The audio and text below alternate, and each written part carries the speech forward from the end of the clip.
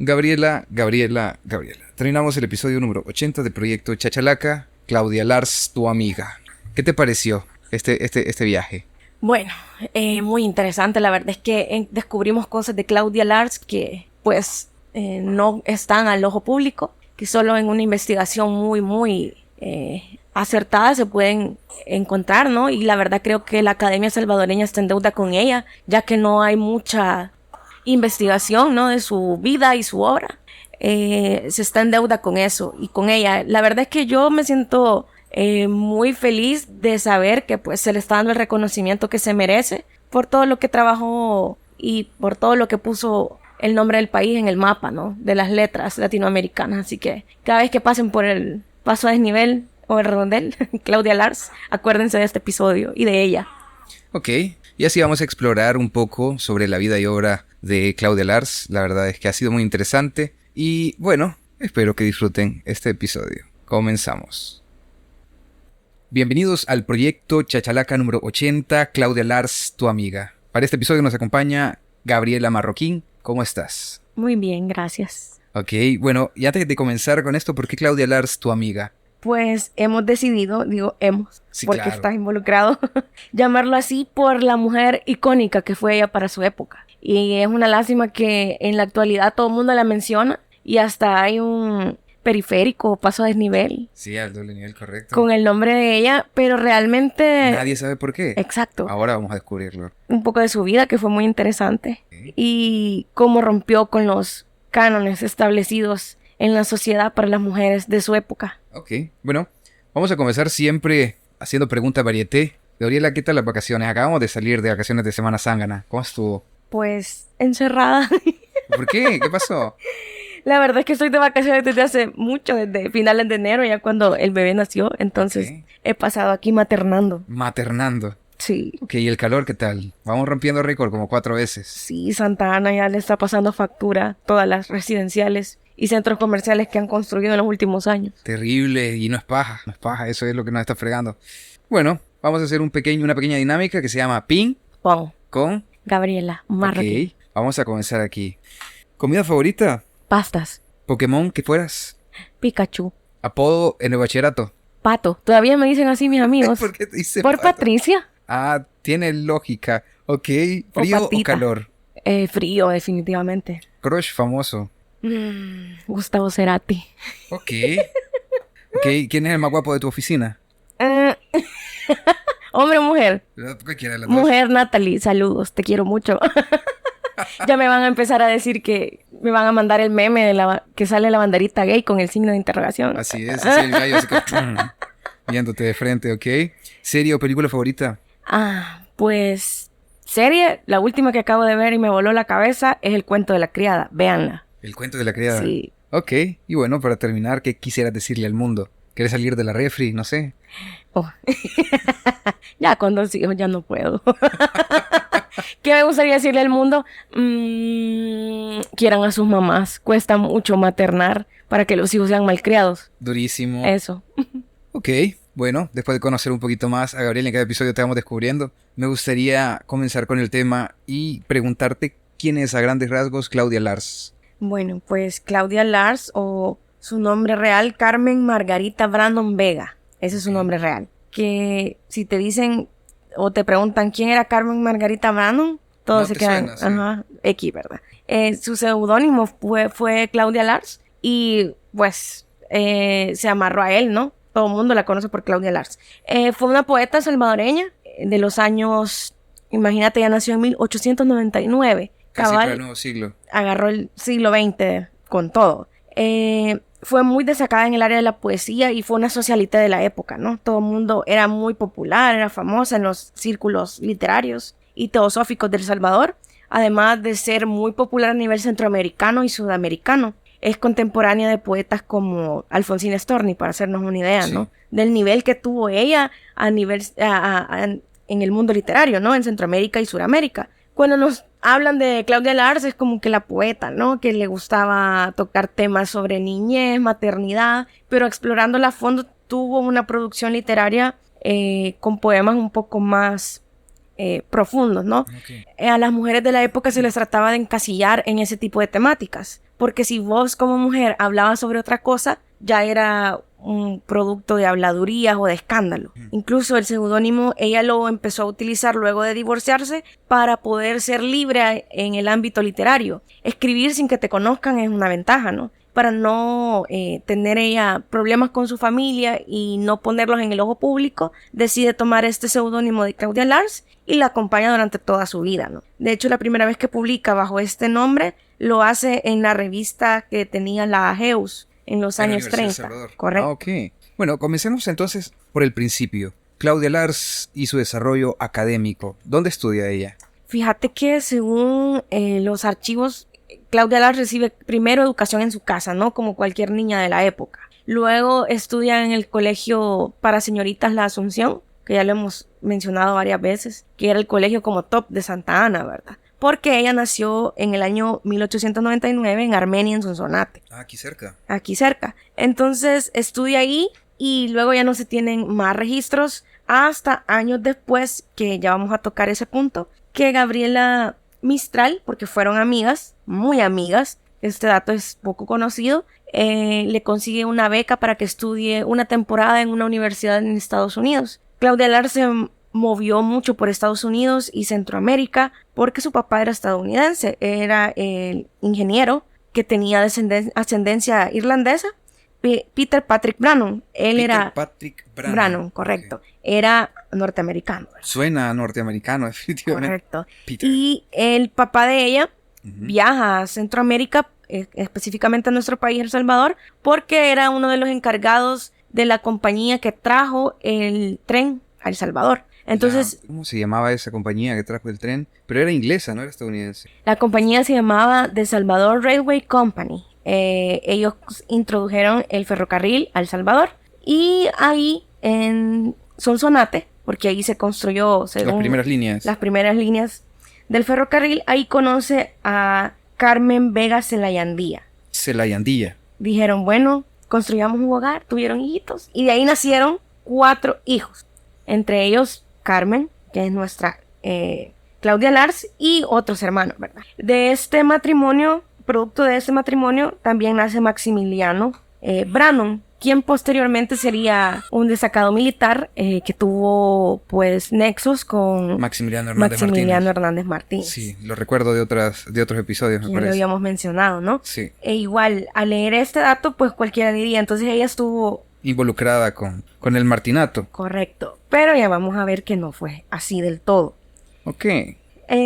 Bueno, de su educación no hay mayor dato, ¿no? Simplemente se tiene ahí la noción de que gracias a su padre, porque él era un lector ávido, se cree que él fue quien la formó en el mundo de la literatura y que por las amistades que su papá tenía es que ella consiguió apadrinamientos. Otro dato importante de la familia Brannon es que el papá, Peter, en algunos documentos se refieren a él como coronel. Realmente yo no encontré mayor información de que fuera parte del ejército. Ni tuviera un nexo directo. Ni con los militares, no sé por qué se refieren a él como coronel, pero lo que sí se tienen pruebas y históricamente se ha registrado es que él fue el encargado de traer a El Salvador la corriente teosófica. Se dice que él empezó a tener visiones de personas que habían fallecido, entonces busca como el camino a la iluminación, a la respuesta de por qué le estaban pasando estas cosas. Bueno, y haciendo referencia a esto, que muy probablemente es algo de lo que vamos a hablar más adelante en el podcast, existió algo que se llamaban los hermanos espirituales y también incluso aquí tuvimos una especie de organización al estilo de asociación de espiritistas en El Salvador. Ok, entonces continúa con el nexo de ellos con la teosofía. Bueno, el papá de Claudia Lars fue el responsable de traer a El Salvador la logia teosófica. La teosofía fue un movimiento religioso místico. Es hasta cierto punto loco pensar, ¿no?, que el misticismo puede estar vinculado con algo religioso, pero resulta, haciendo un breve resumen, que el padre de Claudia Lars empieza a tener como ciertas visiones, que veía a ciertos amigos que habían fallecido. Entonces, buscando respuesta a esto, ¿verdad?, el por qué él tenía esas visiones o momentos como de lucidez alterada, pudiéramos decirlo. Estado de conciencia alterado, Exacto. ponerle. Ajá. Ahí bien psicotropiado, ahí, dándole a los hongos. Él busca a Madame Blavatsky. Madame Blavatsky, quien era la... Suena así como un nombre bien esotérico, disculpámelo, pero Sí. si yo fuera a buscar a alguien y se llamara Madame Blavatsky, sin duda le confiara toda mi ¿Crees? espiritualidad, sí. Entonces él la busca primero en Estados Unidos porque sentía, ¿no?, que al hablar con ella iba a obtener respuesta a lo que le estaba sucediendo, como una guía espiritual. Entonces viaja a Estados Unidos y se da cuenta que la sede de la teosofía, Ajá. que ella estaba, por decirle como de su iglesia, pongámoslo en palabras así, que su sede la estaba trasladando a la India. Entonces viene él y dice, bueno, vámonos para la India, imagínate. Pero esto de la teosofía, bueno, todavía no lo has explicado, pero voy sintiendo que es así como estas nuevas tendencias New Age de espiritualidad, algo así. Sí, lo único que tenían como hasta cierto punto, quizás creencias un poco mágicas, pudiéramos decirlo. Pero es que también las New Age tienen creencias un poco mágicas también. No sé, bueno, ¿sabes qué? Va, se muda a la India. Toda la teosofía dice, bueno, nos vamos a ir a la India, aquí hay nicho, ¿qué pasa? Viene el papá de Claude Lars y dice, como no la encontré en Estados Unidos, voy a ir a la India y jala, ¿verdad? Vámonos, imagínate, tenía el dinero para... Eso te iba a decir, hay Ajá. billete para viajar de esa forma. Ajá.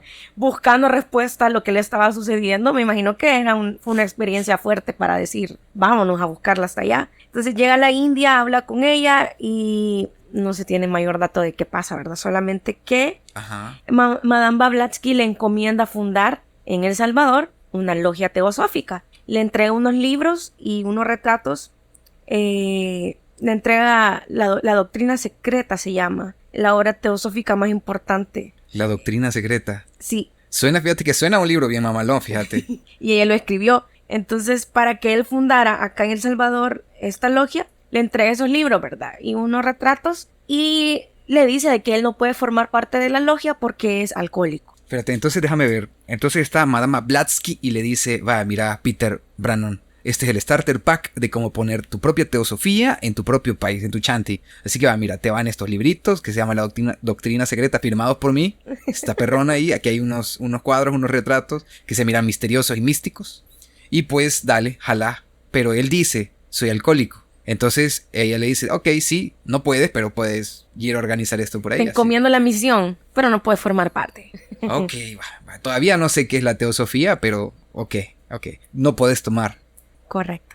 Así que se cree que por este pequeño detalle, como dicen, ¿verdad? Se lo digo a Juan para que lo entienda Pedro. Ajá. Se dice de que por eso es que Alberto Maferrer era abstemio y en su producción académica literaria impulsaba esta idea. ¿Me estás diciendo que uno de los seres más influyentes de la historia de El Salvador estaba prendado de una secta? Sí, era parte de los teósofos Pero también. era el único, ¿verdad? Salarrué. No, va, son dos, no creo que haya más. Y Claudia Lars también. También te hace falta decir Maximiliano Hernández Martínez, que estaba metido en la teosofía. Ok, todavía no sé qué es la teosofía, pero Peter Brannon la trae. Correcto. ¿Qué pasa? Bueno, y luego de esto, cuando ya él regresa a El Salvador y trae, ¿verdad?, la encomienda, la misión, se funda la logia en el país y aquí entra Maximiliano Hernández Martínez. Él era fiel creyente de la teosofía y empieza a ser un patrocinador De la teosofía aquí en El de Salvador. la logia. Por decirte, fundaron como su grupito en una iglesia en una casa muy chiquita en San Salvador. Y obviamente al ser un lugar pequeño no podían albergar a muchas personas. Cuando Hernández Martínez se entera de este acontecimiento, dice, bueno, voy a dispararles ahí un par de billetillos, centavitos, ¿verdad? Ajá, colones, que lluevan colones. Para el movimiento, ¿no? Y así empieza a crecer y muchas de las personas académicas de la época, artistas, formaron parte. O sea, para mí la verdad es que quizás eso era como lo de moda. Ok. En el momento, ¿no? Es decir, hey, mira, tengo un grupo ahí, ¿querés formar parte, verdad? Muy bien, pero ¿qué es la teosofía al final? O sea, así a grandes rasgos, porque esto lo vamos a abordar en un tema adelante, pero ¿qué es la teosofía como tal? La teosofía como tal yo te la pudiera describir como una serie de creencias en las que se busca la verdad a través de la espiritualidad. Ok, vaya, yo puedo entender, por ejemplo, está teos y sofía, las dos palabras, ¿verdad? Correcto. Que en origen significa teo es como creencia, ¿no? O creer. Y por otro lado, sofía sería como conocimiento, sabiduría, ¿no? Sí, y bueno, eran, como te digo, ¿verdad? Tenían creencias un poco espiritistas, porque imagínate, el papá de Claudia Lars, todo empezó en él con el movimiento teosófico porque decía que veía seres invisibles, o sea, solo él los podía ver, para las demás personas eran invisibles, y que tenía como contactos con el más allá, porque veía a su amigo que había fallecido. Entonces era como tipo, sí, quizás un poco tirándole al espiritismo que mencionaba, ¿verdad? Hoy decís eso así al aire libre y te ganas tu viaje al psiquiátrico. Pero en ese entonces era la moda. Ok. Como te digo, para mí, yo lo percibo como algo de moda en la época. Así como, ¡ey! El Peter ve fantasmas. Ese man está en la moda, loco. Ese man sí es cool. Ajá. Así que, bueno, luego de eso, aquí vienen nexos muy importantes porque al ser como una sociedad, la verdad es que yo hasta cierto punto tengo esa percepción de que los grupos de las iglesias son como más de socialité, ¿no? Ajá. Siempre he tenido esa percepción. Que es así como para tener amigos. Ajá, correcto. Okay. Y la verdad es que, pues, Claudia Lars le sacó provecho, porque en esos círculos donde su padre se movía y conocía a muchas personas, ¿no? De la época, famosas, populares, podemos decir, se me hace como a los grupos esos de poetas que se reúnen y ahí en los tacos de Paco. Ajá, correcto. Leen y ahí, ¿verdad? Saludos, Mos. Y Alberto López Serrano, Ricardo Pereira, que hay un montón de gente que se reúne a comer tacos y leer poesía. ¿Qué hacen? Comer tacos y leer poesía. Y es gente del ámbito literario, ¿no? Imagínate, en aquella época tenías a Salarrué, a Alberto Maferrer, a Claudia Lars, ahí echándose en par, quizás, no sé. Pues, no tomaban porque eran teosóficos. Y si eran abstemios. O unos taquitos, quizás. Es que, ¿no? Te imaginas en aquel tiempo, ser abstemio está de moda. Y hoy todo lo contrario. Ok. Yo estoy en abstinencia. Sí, no, claro. No. La lactancia me lo impide. Entonces, en este círculo es que ella conoce a todas esas personas, ¿no? Que en cierto punto la apadrinaron. Y pregúntate esto, para el canon de la época, las mujeres únicamente eran educadas para ser amas de casa y administrar el hogar. Eso es lo que me pregunto yo todo el tiempo, Gabriela.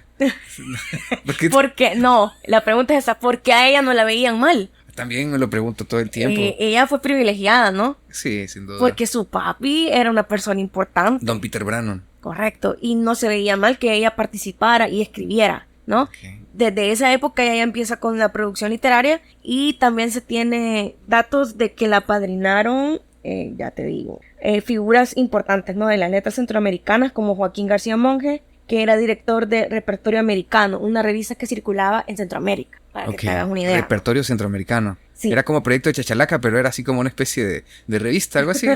Sí, era una revista. Okay. Y también la apadrinó el poeta nicaragüense Salomón de la Selva. Cuando ella recién comenzaba en el mundo de la poesía, él fue su maestro, ¿no? Salomón de la Selva. Sí. Pero, ¿y cómo hace uno para tener ese de la selva? Porque no creo que sea nombre, Pues ya lo vamos a averiguar. Okay. Si era un seudónimo o qué. Okay. La cuestión es que para ser una mujer en los años 20, ponele, era privilegiada, sumamente privilegiada. Tenemos el ejemplo de Amparo Casamalguapa. Ellas fueron contemporáneas y mira el contraste. Amparito prácticamente en 1939 da su discurso y se va tirando balas del país. Y que ella también tuvo personas que la apadrinaron, pero no tenía la posibilidad económica de Claudia Lars. ¿Amparo estaba relacionada también a la de Teosofía? Pues de ella no encontramos registro, pero sí eran contemporáneas. Incluso era también seguidora del pensamiento de Masferrer. Correcto. Entonces te imaginas, ¿verdad? Que fueron cheras contemporáneas.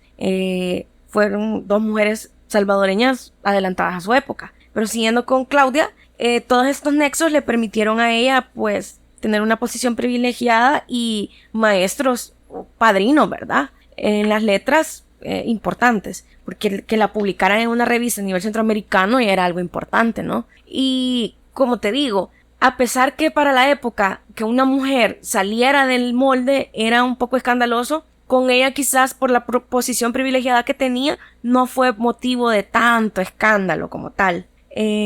Bueno, ella en 1920, y aquí viene un chismecito literario, conoce al poeta Salomón de la Selva, el nicaragüense. Ok. Pero resulta que se enamoran.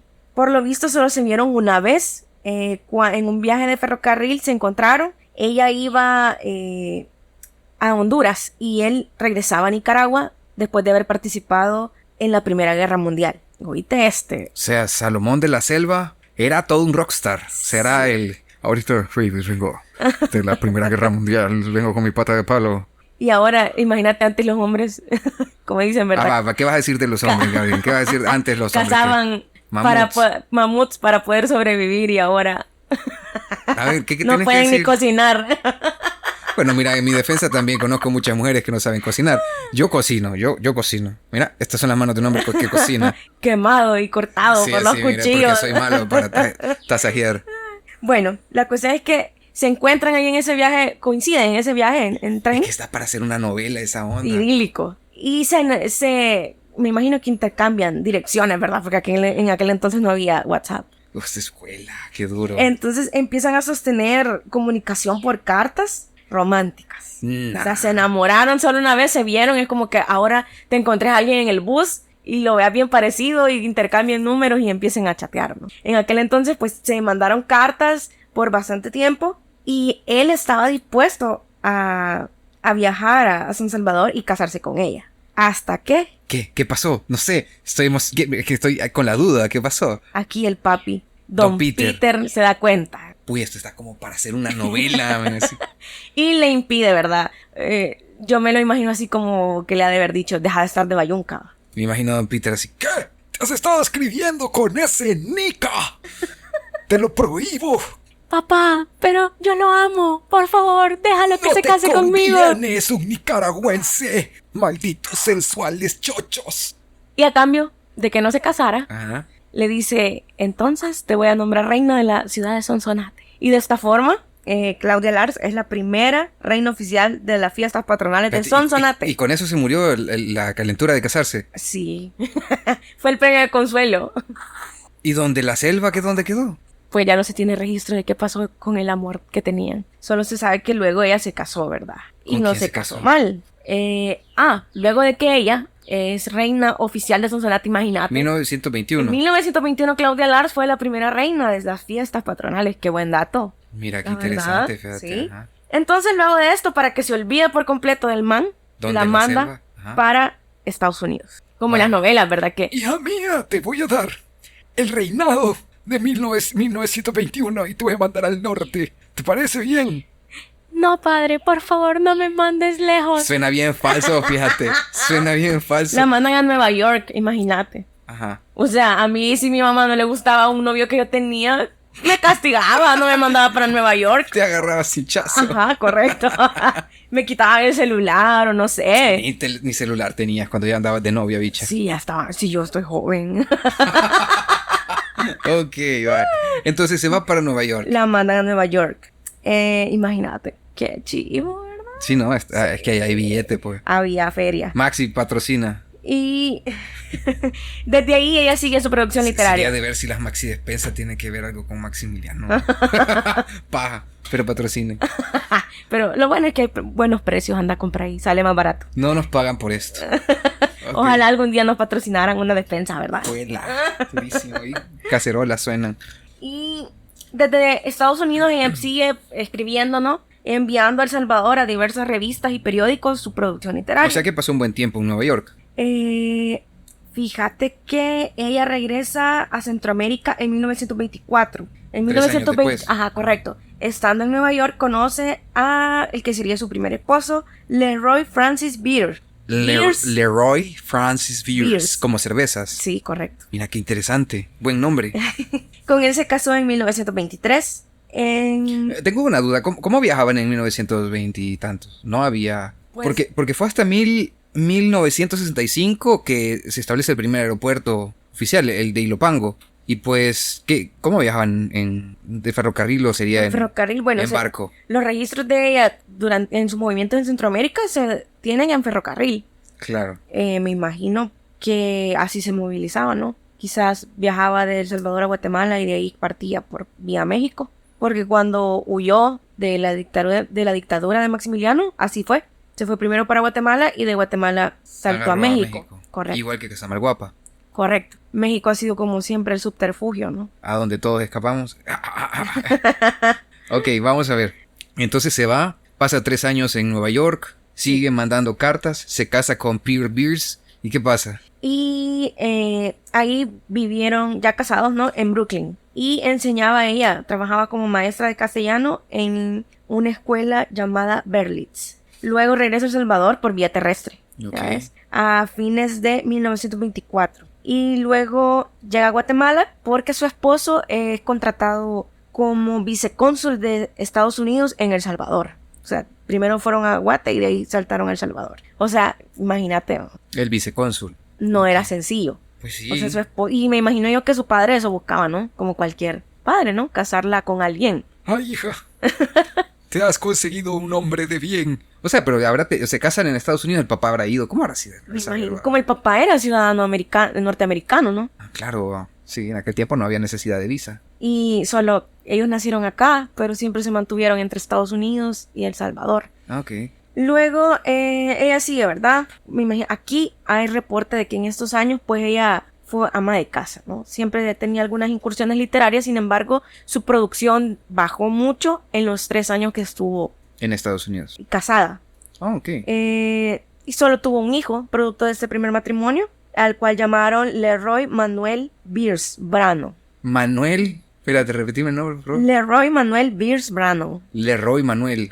que suena como un nombre bien salvadoreño. Correcto. Y a nosotros que nos da risa esos nombres que encontramos, por ejemplo, Kimberly Ana María o McHammer Flores, cosas por el estilo. Ok. Bueno, su hijo, ¿no? Fue único hijo y siempre, ¿no? Se tienen registros de que frecuentaba círculos de intelectuales, siempre de las letras, de las ciencias y de los teósofos, ¿no? Ella fue, y hay registros que estuvo afiliada a la logia teosófica, donde se vinculaba con las personas que mencionábamos, ¿no? Salarrué, Serafín Quiteño, Mas Ferrer, etc. Y en este seno, ¿no? De poetas y escritores, pues ella fue como un boost para su producción. Luego su esposo renuncia al cargo diplomático y se traslada vía marítima a Costa Rica, porque ahí él sería empleado en Costa Rica de la sede de la compañía naviera Panama Mail Steamship, que trabajaba en el canal de Panamá, ¿no? Lo estaban construyendo. Correcto. Pero había una oficina en Costa Rica, entonces a él lo designan a esa oficina. Ok. Luego, como mencionábamos ya anteriormente, ¿no? En el año 1933 aparece publicado en el diario Opinión Estudiantil, que lo editaba la AGEUS, la Asociación General de Estudiantes de la Universidad de El Salvador. Cuando todavía existía. Correcto. Ahí aparece un primer poema publicado por una Claudia Lars. Fue la primera vez que ella aparece en la vista pública con ese seudónimo y desde entonces ya nunca lo abandona. Luego, ella decía que utilizaba un seudónimo porque quería destacarse y desarrollar su carrera en las letras como mujer profesional sin causar problemas a su familia. Okay. Correcto.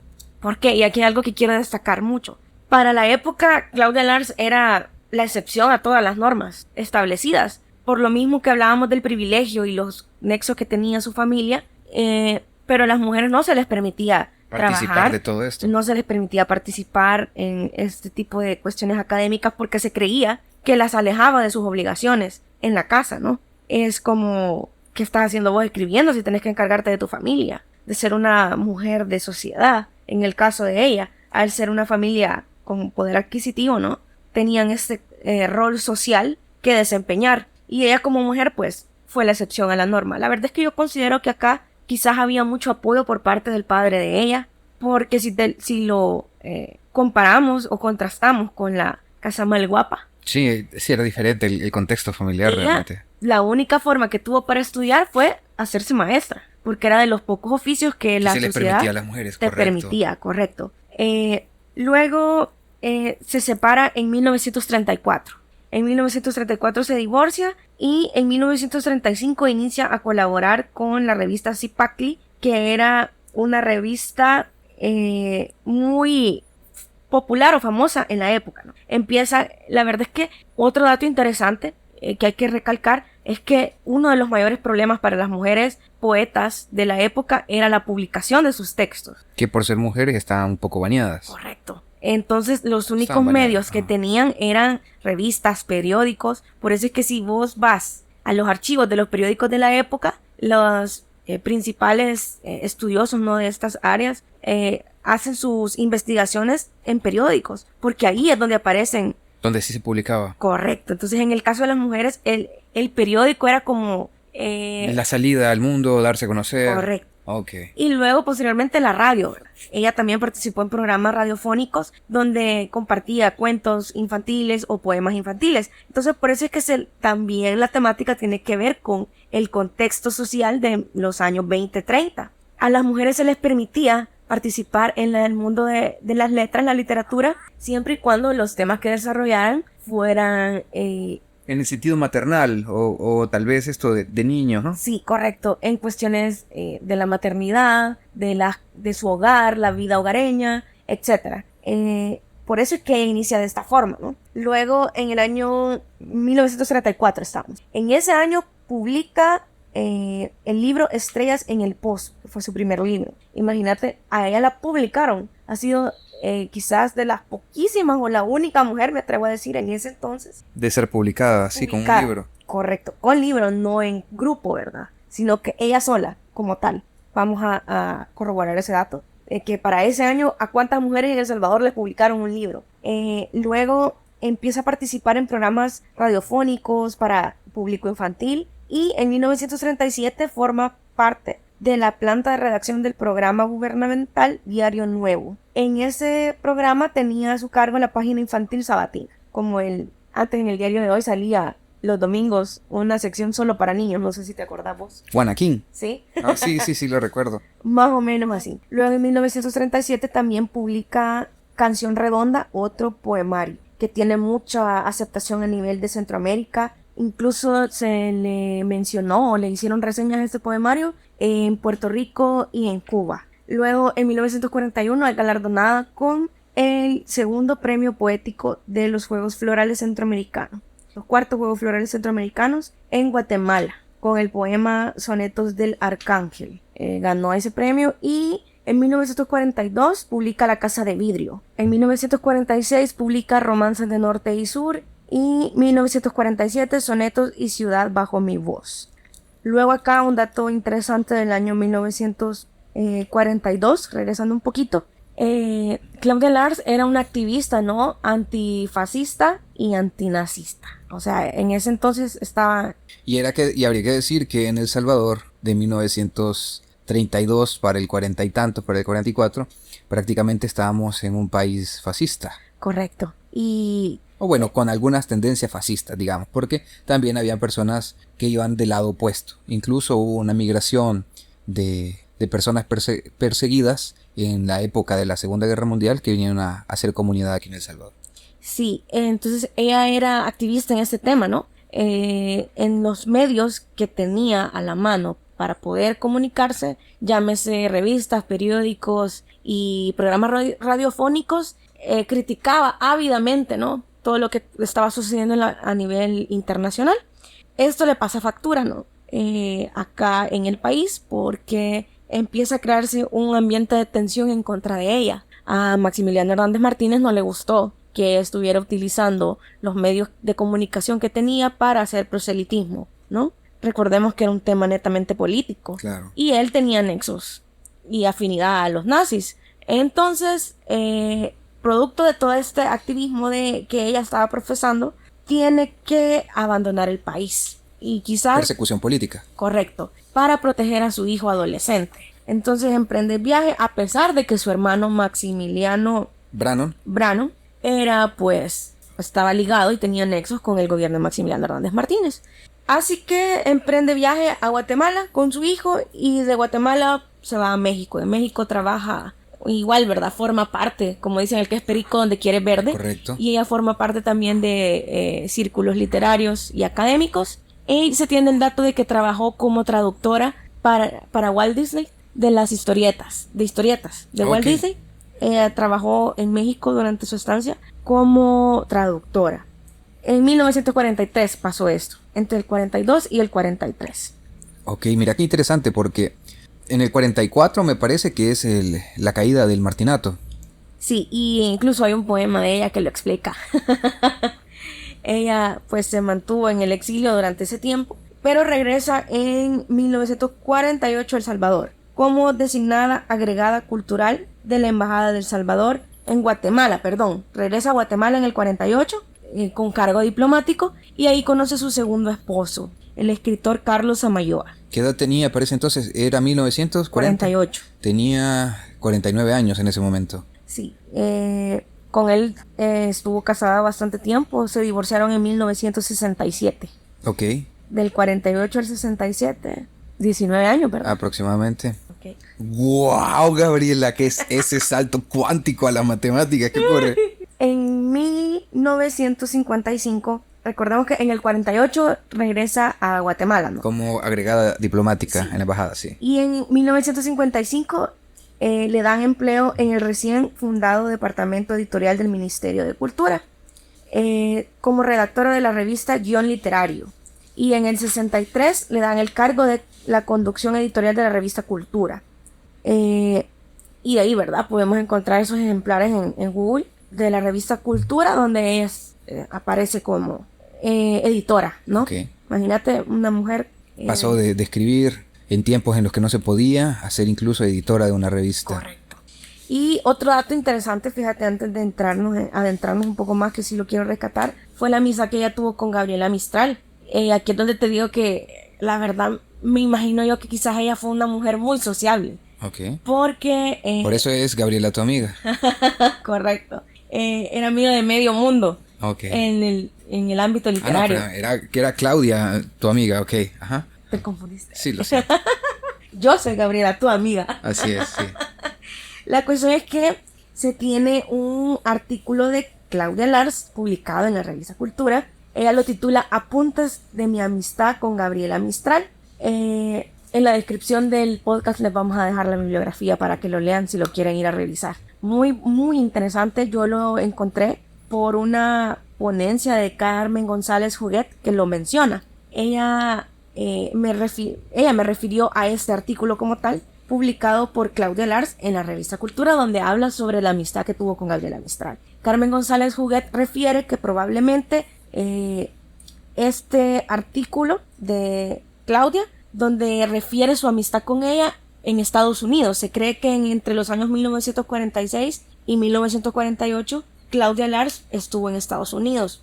Porque no lo menciona ella aquí, no coloca años, solo cuenta su amistad, ¿no? Y la verdad es que fueron muy buenas amigas en el tiempo en que ella, Claudia Lars, estuvo en Estados Unidos, porque su hijo fue a estudiar allá. Entonces ella lo lleva, ¿no? Y empieza contando acá la historia que ella llevaba dinero suficiente para vivir un año completo en Estados Unidos. Había billete, mira. Pero Ajá. por la necesidad de turistear y conocer lugares en Estados Unidos, se queda rápidamente sin dinero. Ah. Entonces, Ok. Claudia se ve obligada a buscar trabajo. Ajá. Y cuenta que todas las cartas de postulación que entregó en trabajos donde ella pudiera ejercer su profesión de escritora fueron rechazadas. Así que no le queda más de otra que buscar trabajo en una panadería. Ok. Haciendo pan. Súper bien. O sea, digo, a enfrentarte a una situación tan complicada, años realmente machistas, en los que no había oportunidades para las mujeres, pues, mira, es de ponerse Pero al combate, ¿no? El contexto, la verdad es que era luchona, porque Ajá. dijo, te lo quiero leer aquí textual. ¿Qué dijo? Dice, cómo lo cuenta ella, porque es algo bien, bien cotidiano, ¿no? Que a cualquiera le puede pasar. Claro, me fui a Estados Unidos, no tenía dinero para turistear y me quedé trabajando. Me gasté el dinero turisteando y me tocó. Dice que meses antes Gabriela había ganado el premio de literatura. Luego dice, decidí establecerme en San Francisco, California, después de visitar a Gabriela en su casa de Santa Bárbara. Así quise hacerlo porque mi hijo iba a estudiar en esa ciudad. Yo contaba con suficiente dinero para instalarme modestamente en algún atractivo rincón del gran puerto del Pacífico. Digo que contaba con ese dinero, pero ¿quién piensa en ser prudente cuando todavía se cree joven? Los dólares apartados para comprar... Por dos. Los dólares apartados para comprar enseres domésticos y pagar el primer mes de alquiler de un pequeño apartamento se emplearon en viajes a lugares donde las gigantescas secuoyas californianas esconden dentro de sus troncos saloncitos que parecen viviendas de hadas, en visitas a la tumba de Jack London, el autor de La llamada de la selva, en excursiones a lugares donde el dinero se escapa como agua de manos del curioso. Duras penas habría tenido que sufrir después de esas andanzas si Juan Guzmán Cruchaga, el amigo y poeta chileno, no me hubiera salvado de ellas. Gracias a su bondad y a la de su esposa, pronto me vi refugiada en el hogar de dos señoras ricas y cultas, vecinas de un barrio elegante. La primera parte de mi aventura había salido bastante bien. 2 semanas más tarde empecé a buscar trabajo, pues soy de las personas que comen caviar cuando debían alimentarse con arroz. O sea, claro, ella sí. lo acepta, ¿verdad? Sí. No era cualquier persona. Mis papeles de residente en los Estados Unidos estaban en orden y mi currículum vitae era de primera clase. Humilde, mi chiquita. Sí. No, pero es que mira, pues, o sea, el salvadoreño siempre ha tenido buen currículum, mal pagado, pero siempre ha tenido buen currículum. Y alardea, ¿no? No, pues sí, de sus papeles también, no sí. era cualquiera, me disculpa. ¿Para qué la humildad? Sobra. Ajá. Grandes esperanzas me hacían sonreír. Sin embargo, en una tarde colmada de niebla, dichas esperanzas se fueron cambiando en preocupaciones. En escuela de lenguas, periódicos, librerías, tiendas de ropa, salones de belleza, etcétera, etcétera. Solo escuchaba esta frase: no hay puesto vacante. Sacando valor de la necesidad, me dirigí entonces a una fábrica de pan. Allí no me preguntaron cuántas lenguas hablaba o escribía, ni cuáles eran mis conocimientos en ciencias o artes. Se interesaron únicamente en los arcos de mis pies. Por suerte, mis pies son buenos, quizá mejores que mi cabeza. Como por arte de una varita mágica, pronto me vi convertida en obrera. Colocada en el turno de la noche, tenía que envolver y envolver suaves hogazas recién salidas de los hornos. Mira, que eso es bien común, fíjate. Aquí sacas tu licenciatura, sacas tu máster, sacas tu ingeniería, tu segundo título, lo que sea, y te vas a Estados Unidos. A limpiar baños. No, a veces te toca envolver pan. En este caso, dice, luego sigue, en escritorios de algunos amigos salvadoreños tal vez se guardan algunas cartas que escribí durante el tiempo en que soporté aquella experiencia de panadera. Me sentía más estúpida que una retrasada mental, tanto al coger el papel glacín como al tenderlo, estirarlo y cubrir con él los panes olorosos a trigo maduro. Creo que no perdí el empleo al día siguiente de haber empezado a desempeñarlo porque una gorda negra que hacía lo mismo que yo y era más cristiana que muchos santos de la iglesia me sacaba de apuros a cada instante. Pero mira qué linda forma de referirse a su amiga que le limpiaba la nalga, porque sí es algo funable, fíjate, hoy en día decirlo así. Es que, pues sí, era socialité, ella era algo despectiva. Claro. Ya la riega, Claudia, qué bárbara. Ok.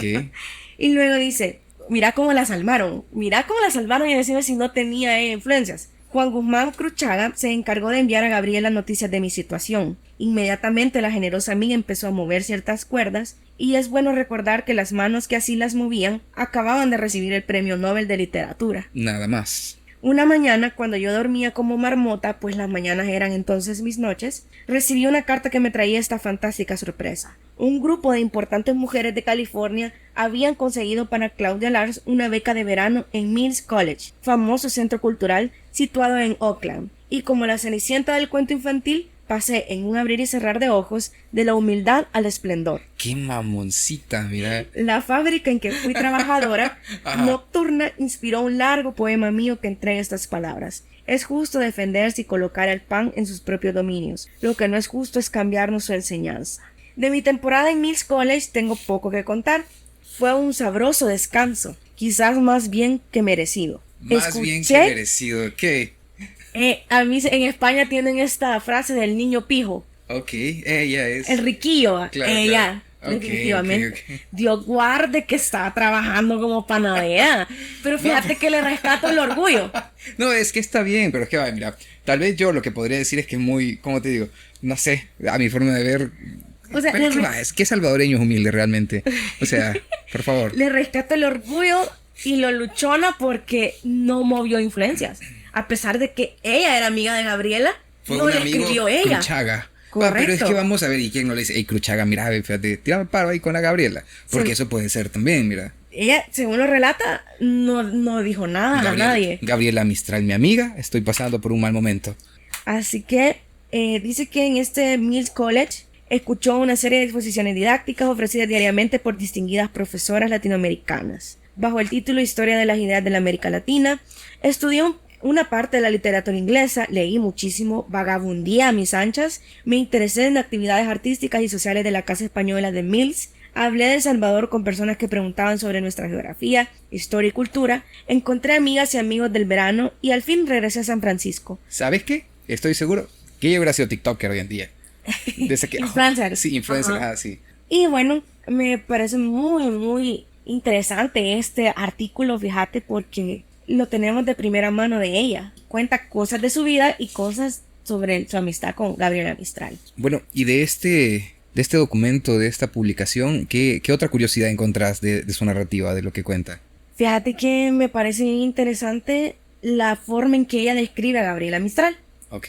Dice que, bueno, se conocieron, ¿no? La primera vez, Gabriela Mistral visitó El Salvador en 1930. Tuvo una gira, ¿no? Una semana ahí bien intensa. Pero dice que la amistad de ellas no fue en el tiempo en que visitó Gabriela Mistral El Salvador, sino que fue posteriormente, ¿no? Y acá hay una pequeña descripción, dice. Sí, Gabriela era corpulenta y hablaba con demasiada dejadez en sus conferencias, pero en conversaciones de todos los días, cuando estaba rodeada de amigos y curiosos, cautivaba a todos con sus palabras. Tuve el privilegio de visitarla en repetidas ocasiones. Además de ser sabia en muchos aspectos, estaba colmada de algo que podía llamarse magia viva. Eso le brotaba de los labios entre chispitas de buen humor, personalidad complicada, aunque a la primera vista parecía simple. Gentil, seria, dulce, amarga, fuerte, meditativa, nostálgica, religiosa en el más alto sentido del vocablo y con siglos y siglos en su más secreto mundo interior. Acabé mostrándole sin temor mis poemas y hablándole de santos de la India. Ok. Aunque su iglesia era la católica romana, había estudiado el budismo y le interesaban ciertos místicos no cristianos. Y así empezó nuestra amistad, que fue creciendo y fortaleciéndose a través del tiempo, gracias a cartas que nos enviábamos sin cansarnos de hacerlo. Entonces se tiraba así como, por ejemplo, va, me gusta tu asil, yo te pongo teosofía en tu vida y vos tu amistad. Correcto. Y luego, en esta época que estuvieron allá en Estados Unidos, Ajá. acá hay otro extracto, mira. A pesar de su cultura, de su prestancia de gran señora y de su genio y sabiduría en el campo de las letras, Gabriela Mistral era esencialmente una campesina. Reconocía en la tierra a una madre que la aprisionaba con poderes benéficos o terribles, de la que jamás podía renegar. Los dones terrestres siempre fueron cantados o bendecidos con la mejor de sus palabras. Así como yo escogería un cielo de criaturas y cosas ingrávidas que no son de este planeta, si lo mereciera al morir y si ese cielo existiera de verdad, así Gabriela quería habitar después de su muerte una tierra perfecta, la tierra embellecida en sus ensueños por el poder mental que la vida le había regalado, algo mucho más hermoso que el valle de Elqui, admirado y amado desde su campesina niñez. Dice que le gustaba mucho cultivar rosas, verduras, le gustaba mucho la jardinería. Y ahí la recuerda que ella era ávida rezando, que rezaba casi como un lamento. Y pues por lo visto aquí que ella expone tuvieron una amistad muy bonita, ¿no? Ah, qué interesante. Y imagínate, pues de vez en cuando echó mano de su influencia, sí, claro, para ayudarla, mira, ¿no? Ajá. Así que esto me gusta rescatarlo porque realmente es poco conocido en el mundo académico la amistad que ellas dos tuvieron. Y para mí eso es una joya, como mencionaba Carmen Huguet, porque es algo hasta casi autobiográfico, ¿no? Y Sí. se rescatan datos muy interesantes de la vida de Claudia. Incluso hasta de su personalidad, con algunas expresiones que tiene, uno se da cuenta de qué clase de influencer sería en nuestros días. Correcto. Era una persona acomodada, pues toda su vida tuvo poder adquisitivo y se notaba. Y bueno, como suponemos que nuestros escuchas han quedado con la gana de conocer y leer por completo estos documentos, y los vamos a compartir para que lo puedan leer de primera mano, ¿no? Continuando con la vida de Claudia, en el año 1959 publica Fábulas de una verdad y sus memorias poéticas, tituladas Tierra de Infancia, que es el libro más famoso de ella, ¿no? Que es parte de el canon literario salvadoreño, ¿no? Acá pues ella publica en este libro una serie como de cuentos, fábulas entre biográficos y no, y internacionalmente varias obras de ella fueron galardonadas, ganó varios premios. Además tiene una compilación, ¿no?, de todas sus obras en dos compilaciones. La primera titulada Sus mejores poemas, que lo publicaron en el 76, y en el 99 poesía completa. Claudia muere el 22 de julio de 1974 por diagnóstico de cáncer. Y antes de morir, la UCA le da el doctorado honoris causa y el gobierno salvadoreño la condecoró con la Orden Nacional José Matías Delgado. Y sus restos pues descansan en Jardines del Recuerdo, en la cripta de los poetas, en la sección La Serenidad. Así que... Ok, esa fue la vida de... Fueron 75 años, desde 1899 hasta 1974. Correcto. Alrededor de 7 publicaciones, ¿serían de libros? Sí, todo poesía, ¿no? Su Todo tierra poesía. de infancia, que lo catalogan como fábulas autobiográficas. Y pues la vasta producción que tuvo por pedacitos, que podemos decir que se publicaba en periódicos, etcétera, que se ha compilado en ese último que les mencionábamos, que era de 1999, Mira, esa última compilación. Mira qué interesante. Tiene entonces publicaciones en el periódico, que es como empieza a hacerse nombre poco a poco, y también en estas revistas como la de Ageus, también las publicaciones a nivel internacional, y su programa de radio que la llevó al exilio en 1942, me parece 1943 Sí, aproximadamente. 43. 43, sí. Se va a Estados Unidos, se va un tiempo, siempre sigue en esto de las publicaciones, siempre sigue en el mundo artístico, se va con su hijo adolescente, se va a Estados Unidos del 46 al 48. Consigue una beca, trabaja de panadera y su última publicación en 1959, Tierra de Infancia. Ok, ¿te parece si leemos un poco de uno de cada uno de estos libros? Son 4 al final, es cierto, ¿no? Fíjate que yo tengo aquí una serie de poemas que son casi desconocidos de ella. Ah, ok.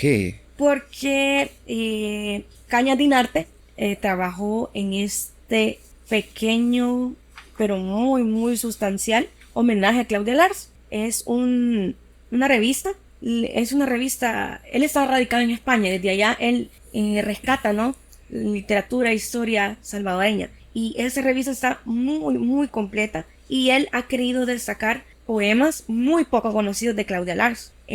¿Por qué son poco conocidos? ¿No fueron publicados en algún libro de los que ella ya había, de los que publicó ella? ¿O son temas diferentes? Son temas diferentes. Ah, ok. Porque acuérdate que a ella se le encasillaba en la temática infantil. Ujú. Pero esos poemas no tratan sobre esa temática. De hecho, hay uno que ella escribió. Bueno, aquí está el de Opinión Estudiantil, que lo publicaron en 1945. Y también está un poema que ella escribe en el exilio, al darse cuenta que en El Salvador se estaba gestando el movimiento para derrocar a Martínez. A Martínez, ok. Este poema lo escribe el 7 de abril de 1944 en la Ciudad de México. Se titula Romance de la Sangre Caída, a los rebeldes salvadoreños en su semana heroica. El Romance de la Sangre Caída apareció publicado en la revista Repertorio Americano en San José, Costa Rica, en mayo de 1944, página 106. Está fechado en México DF en abril de 1944, sin señalar día específico, y lleva una nota al calce dirigida al intelectual costarricense Joaquín García Monge, director de dicha publicación. Ya ve, don Joaquito, este romance que escribí cuando supe de la muerte de Víctor Marín, a quien quebraron todos los huesos y que murió como un valiente, lo mismo de la de otros desgraciados, resultó profético. Al cabo de un mes ha caído el hombre. Ojalá que se convoque a elecciones libres. No queremos militares. El hombre, ¿verdad? El hombre, ok. No es necesario ni... Ya sabemos a quién se refiere. Claro. Dice, yo levantaré la sangre de mis hermanos, la que ha corrido desnuda bajo metal y soldados, la que subía en el aire por altas nubes girando, y al derrumbarse quedó hecha de sal en los párpados. Sangre de los hombres libres, imán de rumbos marcados. Yo levantaré la sangre desde la muerte a mis labios, y en ellos, ya resurrecta, continuará lo empezado. Por 4 puntos precisos brillarán 4 relámpagos, sobre seguro trayecto, nuevo gesto y nuevos pasos. Compactas voces saliendo de muros de cal y canto, ígnea custodia que lleva adentro nombres sagrados, y capitán del momento un ángel de Viernes Santo. No tiemble la rosa leve, ni cambie su afán el pájaro, no pregunte al niño al miedo la razón de lo jurado. Ya están ciegos de tormenta los que vientos desataron, ya se les cerró el camino, ya están sus días contados. Descubren seres sin culpa, culpa cubierta de engaños, porque el silencio despierta y los muertos se han parado. Cuscatlán, tierra pequeña, siempre por fuerza sangrando, tierra de flor macerada, de jadeo y aletazo. Qué bien te miro de lejos, corazón del centro, campo de rebeldías maduras y de hombres arrebatados. Si tus sueños han caído, se alzan en otros espacios, por derribados más firmes, por perdidos encontrados. Y tus hombres, tierra mía, para la ruta o el tránsito, llevan bandera de muertos clavada en el puño amargo. ¿En qué año fue? 1900, 44. con la caída de Maximiliano. Correcto. ¿Quién se va a imaginar que Claudia Lars escribió alguna vez algo así, no? Sin duda, el contexto, ¿no? Sí, y acá es donde yo quiero rescatar eso, que, Roque Dalton era uno de los principales críticos a toda esta generación, que siempre callaron, que nunca hicieron nada. De hecho, hay muchos artículos donde se estudia este fenómeno, ¿no? El fenómeno cultural en la época del martinato, porque realmente no veías a nadie denunciando todo lo que pasaba, ¿no? Y los temas que se tocaban eran, pues, imagínate el corte de Salarrué. Y es que también tenés que ver, vaya, por ejemplo, persona de esta generación ligada a la literatura, al arte, a la poesía. Amparo Casamalguapa en 1939 tira su incendio a través de un discurso y tiene que irse del país prácticamente con persecución. Se va del país, cae en el martinato, regresa, está menos de un año aquí en El Salvador y se vuelve a ir porque vuelve a haber un gobierno militar y tiene que escapar porque hay persecución. Correcto. Y por eso quería leer otro tipo, ¿no? De poemas de ella. Okay. Esos son los que Calla Dinarte ha rescatado, son los que se podían encontrar publicados en los periódicos de la época. Ahora cambiamos de tema. Escucha este. Cocotero. Flexible danzarín a quien el viento enseña. Inmóvil dibujo sobre el horizonte. Filtro de la montaña, ladrón de la lluvia. Alfarero del cántaro más limpio. Atrevido habitante de las arenas. Minero de la frescura profunda. Totalmente distinto. Sí, bien, ¿cómo se llama esto? Bien bucólico para ese entonces, ¿no? O sea, bueno, estaba de moda. Pero volviendo al poema anterior, yo diría algo, o sea, ya estaba estos movimientos en contra de Maximiliano, y claro que en ese momento estaba fácil ponerse en contra de Maxi, ¿no? Pero muchos artistas en aquella época, y es parte de lo que se ha estudiado, de por así llamarlo, silencio literario. Sí, fíjate que, a mí me sorprendió encontrar ese poema, ¿no? Porque a él incluso se le puede catalogar como afín a Maximiliano por el nexo que tenía su familia con él, su hermano más que todo, ¿no? Era militar y trabajaba, pues. Para Maxi. Correcto. Sin embargo, esa parte de la historia donde ella tiene que exiliarse por sus ideas, yo también creo, y no quiero crear un chambre histórico, pero en aquel tiempo, con lo radical que era Maximiliano, hasta muy condescendientes fueron con ella en dejarla salir. Ok. Me imagino yo que la influencia del hermano pues le ayudó a que no le hicieran nada. No, y también la teosofía, que sin duda era una gran carta de escape, pues. O sea, tener influencias en todos lados, tener conocidos en todas Correcto. partes, y de una, digamos que, de un ambiente literario. Por ejemplo, de igual manera escapó Casamalguapa. Pero a ella sí la persiguieron. Sí. Hay registro, ¿no? En cambio a Claudia Lars no. ¿No te parece? Sí, no, o sea, claramente ahí hay un privilegio. Le avisaron, pues, correcto. Yo me imagino como, vaya, mira, decirle a tu hermana que... Que pegue, va, O sea, que le pegue, que vaya a ver qué ondas en Guatemala un tiempo. Que ya la influencia, la misma influencia que ellos tenían, pues le dio ese privilegio también de el aviso, ¿no? Mejor que se vaya. Claro, de o vacaciones. chance y bueno, me voy a exiliar sola y veamos qué pasa. Correcto. Así que... Pero es que eso fue un matar la chucha a tiempo, digamos. Sí, ahí hubo un aviso del hermano. Sin duda. Es obvio. Pero estos son, como decimos, chismecitos literarios porque... Que no lo podemos levantar tan fácil. No le podemos preguntar. Fuente Arial 12. Me lo contó a mí. Ok. ¿Qué otros poemas tenés por ahí o qué otra fábula? Fíjate que hay una muy interesante de Tierra de Infancia que yo la primera vez que leí este libro me llamó mucho la atención. Ok. Se llama... ¿La primera vez que leíste este libro? Sí. ¿Cuántas veces has leído estos libros, Gabriela? Ay, quizás unas 3 veces. Ok. Porque igual ya en la carrera me tocó estudiarlo. Y antes ya lo tenía desde antes de los libros robados de la biblioteca de mi primo. Así que siempre me ha gustado mucho por lo que sucede, ¿no? Lo que ella cuenta acá. Se llama Matrimonio Infantil. Dale. Cuando recuerdo a ciertas señoras de Sonsonate, amigas de mi madre y pertenecientes a la clase privilegiada de la ciudad, Para variar. o sea, Ajá. no eran cualquieras. Continuó. Me entran deseos de parodiar unos versos de Batres Montúfar, los que se refieren en tradiciones de Guatemala a don Pascual del Pescón, padre del famoso don Pablo, y un travieso diablillo que me obliga a escribir así. Vestidas a las 6 de la mañana, comían pan de anís con chocolate, regañaban a Lencho y Estebana por algún inocente disparate, se asomaban sonriendo a la ventana, le servían bocados de azafate, saboreaban después de buena gana tortolitas en salsa de tomate. Dormían siesta y cuando no dormían, de nerviosas dolamas padecían. Como tan respetadas matronas, eran dueñas de un tiempo lento y sin importancia. Casi siempre andaban buscando oportunidades para divertirse un poco. Debo confesar que la mayor parte de esas diversiones estaba colmada de provinciana ingenuidad. O sea, pueblerinas, les digo. Lindo. Cuando las fiestas de Nochebuena se acercaban, aparecía en Sonsonate, año tras año, una norteamericana solterona y feísima, cuyo hermano menor estaba establecido en la ciudad. Todos la llamaban Miss Louis, porque nadie conocía su nombre. Con cara de caballo, cuerpo desgarbado, manos rubicundas y brazos cubiertos de pecas, sin proponérselo obligaba a los sonsonatecos a quererla de veras, porque su corazón sabía realizar ese milagro.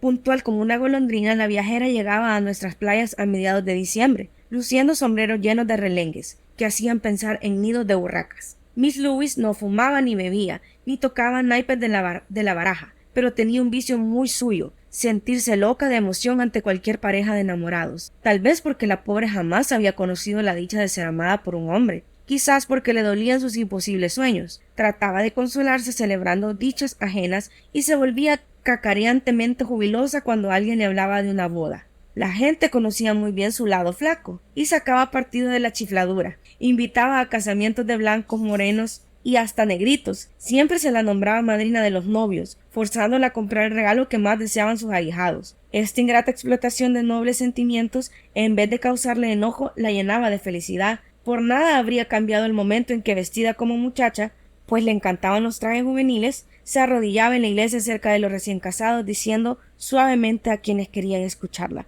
"Charming, sweet, wonderful". En una de nuestras visitas a Sonsonate, Niña Meches me llevó a visitar a Miss Louis, acompañada por un niño que se llamaba Roberto. Después de ofrecernos refrescos y galletas de la pecosa señorita, sacó mecedoras al corredor y entabló conversación con mi maestra. Mientras tanto, Beto y yo dispusimos entretenernos bajo el almendro del patio. Me imagino yo que ella estaba pequeña. Claro, bajar almendras a pedrada. Ya nos habíamos olvidado de las personas mayores cuando Miss Louis nos llamó. La encontramos excitadísima. Sentimos que nos acariciaba las manos trémulas y oímos que decía más o menos lo siguiente: "Yo querer linda piñata en esta casa próximo jueves. Yo desear una fiesta para todos. Niña Meches y yo disponemos boda de ustedes dos. Boda para jugar juego bonito. Niña Meches vestir Beto como se debe. Yo hacer traje de novia con tela mosquitero. Yo cantar Glory, Glory, Hallelujah".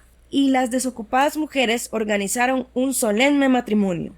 Mi traje, blanco y largo, era primor de vuelos y encajes. Beto se había convertido en un gentleman. Qué loco. Nos casó un chiquillo que otra dama sin oficio había disfrazado de sacerdote. Traiga el cipote, por favor, lo vamos a poner de cura.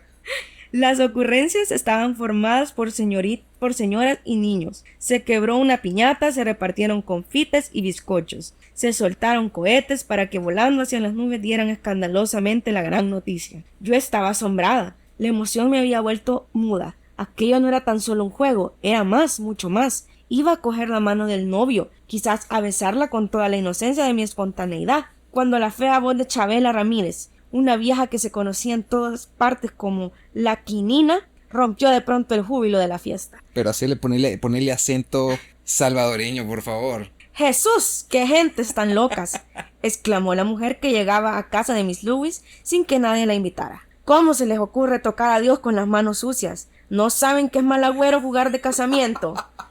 Que me entierren parada si uno de estos dos niños no muere, jovencito.